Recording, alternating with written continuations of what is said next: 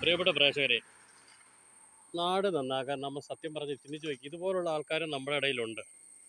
കാരണം റോഡ് ഇതിപ്പം ഞാൻ നിൽക്കുന്നത് ചാലാപ്പള്ളി മല്ലപ്പള്ളി റോഡിൻ്റെ ഭാഗത്തായിട്ട് നിൽക്കുന്നത് കേട്ടോ. ഇതിപ്പം കോട്ടാങ്ങാലായിട്ട് അടുത്തായിട്ട് വരും. ഇതുപോലെ നമ്മുടെ നാട്ടിൽ റോഡോട് ചേർന്ന് താമസിക്കുന്നവർ തയ്യാറായാൽ ഈ നാട് പണ്ടേ രക്ഷപ്പെട്ടു പോകാൻ. അതിന് ഏറ്റവും കണ്ട സ്വന്തം പൈസ കൊടുത്തുകൊണ്ട് തന്നെ അവനവൻ്റെ വീടിൻ്റെ ഭാഗം ക്ലിയറാക്കുന്ന പൈസ കൊടുത്തുകൊണ്ട് തന്നെ. കാരണം അവർ ചെയ്യുന്ന ആത്മാർത്ഥത നമ്മൾ എത്ര പറഞ്ഞാലും അഭിനന്ദിച്ചേ പറ്റുള്ളൂ.